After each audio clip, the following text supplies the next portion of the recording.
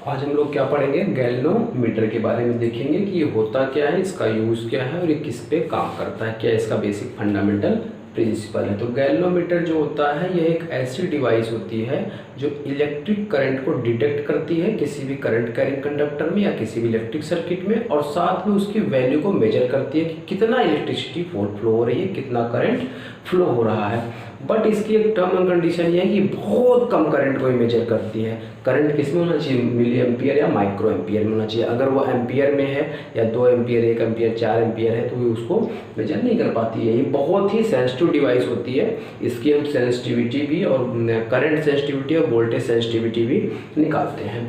तो अब हम सबसे पहले बात करते हैं कि गैल्वेनोमीटर होता क्या है। तो गैल्वेनोमीटर एक डिवाइस होती है, इसका काम क्या होता है, किसी भी सर्किट में करंट को मेजर करना और क्या डिटेक्ट करना कि उसमें करंट है कि नहीं। अब ये वर्क किस पे करती है, इसका बेसिक फंडामेंटल प्रिंसिपल है क्या। ये एक्चुअल में जो वर्क करता है गैल्वेनोमीटर वो करता है किस पर, टॉर्क पे। हम क्या करते हैं, एक कोई करंट कैरिंग कंडक्टर लेते हैं, क्या लेते हैं, करंट कैरिंग कंडक्टर, और उस करंट कैरिंग कंडक्टर को स्ट्रॉन्ग मैग्नेटिक फील्ड के अंदर रख देते हैं, और जैसे हम उसको रखते हैं एक स्प्रिंग से अटैच कर देते हैं, उसमें टॉर्क लगता है। किस पे टॉर्क लगता है, कॉइल पे टॉर्क लगता है। जो कॉइल हमने जो करंट कैरिंग कंडक्टर रखा हुआ है, जो कॉइल रखी हुई है, उस पर क्या लगता है, टॉर्क लगता है। और जब इस पे टॉर्क लगेगा तो स्प्रिंग भी अटैच होती है, उस पर भी टॉर्क लगता है। दोनों ट्विस्ट होते हैं और दोनों को टॉर्क को हम कंपेयर कर लेते हैं, और कंपेयर करने के बाद हम इसके निकाल लेते हैं कि उस पर कितना डिफ्लेक्शन हो रहा है। जिस हिसाब से उस पर डिफ्लेक्शन होता है उसी हिसाब से उस पर हम करंट मेजर कर लेते हैं। तो ये काम होता है बेसिकली गैल्वेनोमीटर का, और इसका बेसिक जो फंडामेंटल प्रिंसिपल है, it's work on the torque. तो आप लोग लिख लो, it work on the torque. It's basic fundamental principle is it's based on, या ऐसे आप लोग लिखो, it's work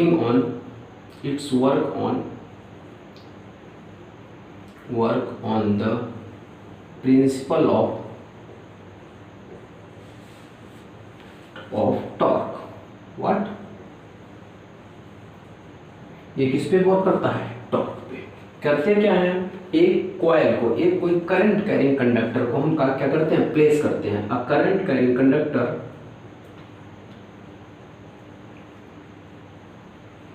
a current carrying conductor, a current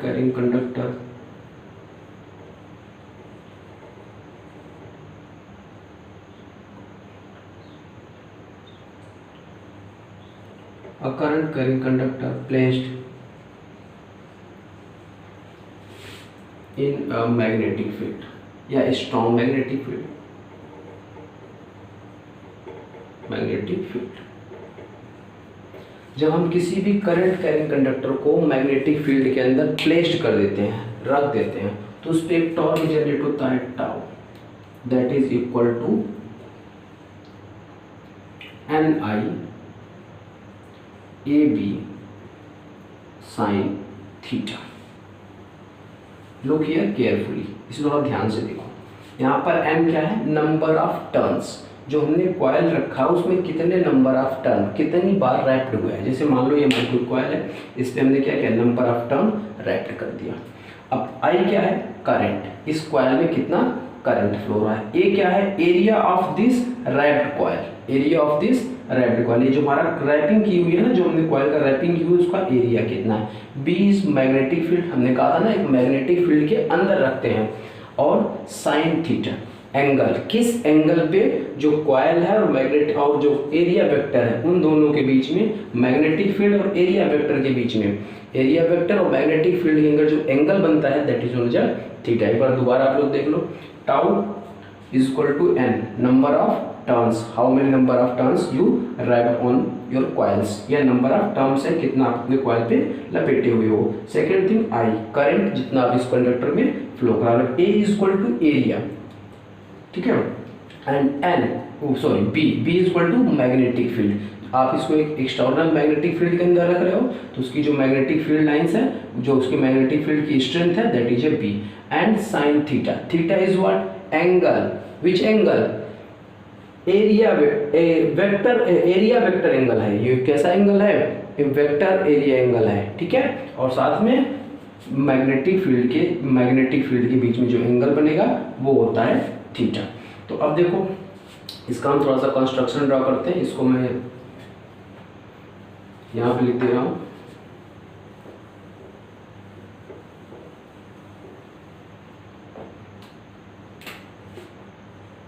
tau is equal to NIAB sine theta.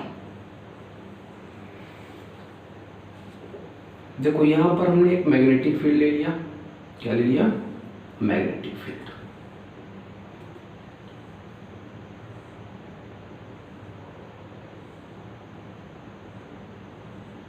South north, north south, आप अपनी मर्जी से ले सकते हैं। और यहाँ पर हमने एक कोई सिलेंडर ले लिया, कोई भी सिलेंडर ले लिया।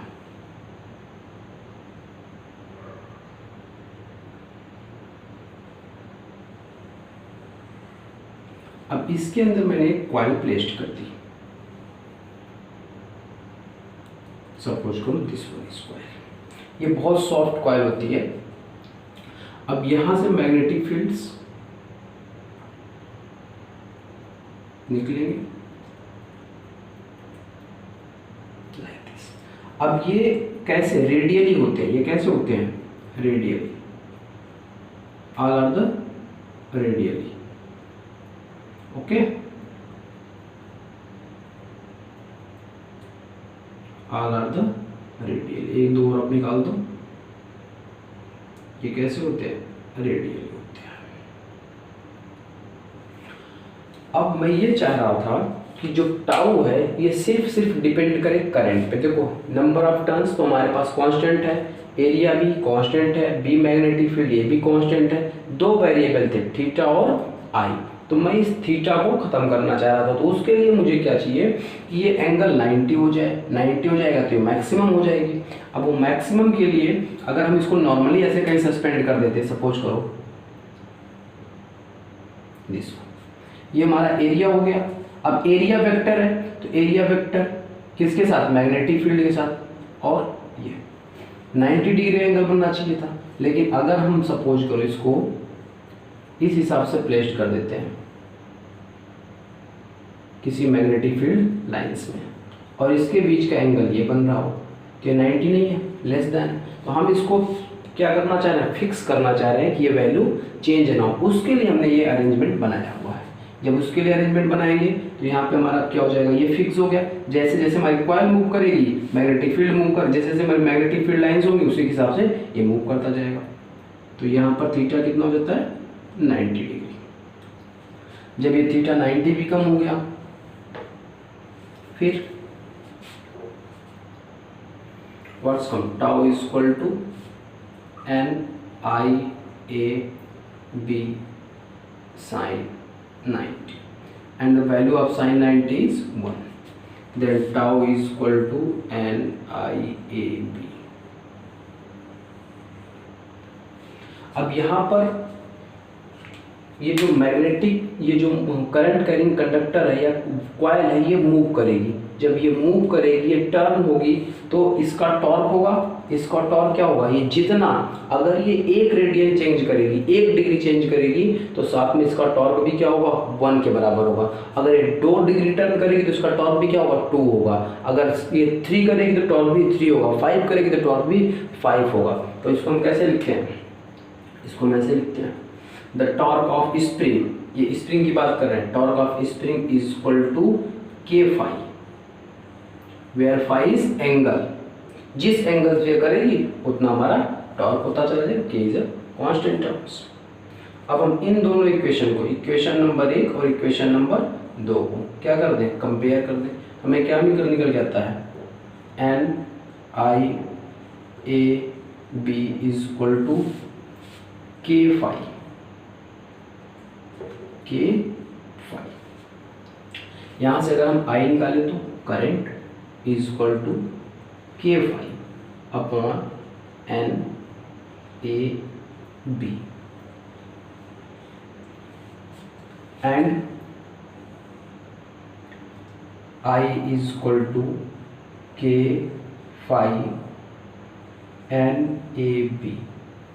As you know, K constant है, स्प्रिंग कांस्टेंट है, K is spring constant, N is number of turns, A is equal to area, B is equal to magnetic field, पूरे कांस्टेंट हो गए। तो हम यहाँ से I इज इक्वल टू क्या लिख सकते हैं, G phi, where G is a galvanometer constant, galvanometer constant, and phi is an angle, phi is a angle, which angle, that angle the torque is moving.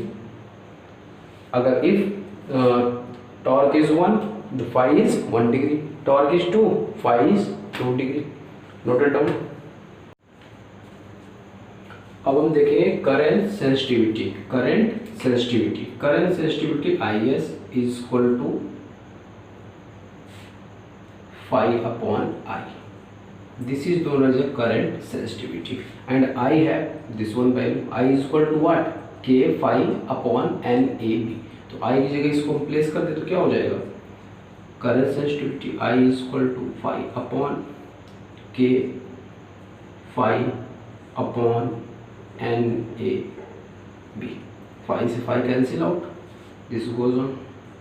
Current sensitivity I is equal to NAB upon K. This is known as a current sensitivity. Same as this is a galvanometer. Our galvanometer is a very sensitive device. So the current sensitivity is this one. N is equal to number of turn which wrapped on a coil. A is equal to area of that. B is equal to strong magnetic field. K is equal to spring constant. Spring constant. Same as voltage sensitivity. What? Voltage sensitivity. Vs. We know that I is equal to phi upon V is equal to what? I into R.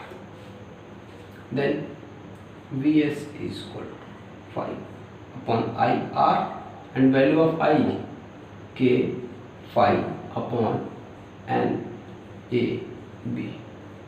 Then what's come? Vs is equal to NAB upon RK. This is known as a voltage sensitivity of a galvanometer.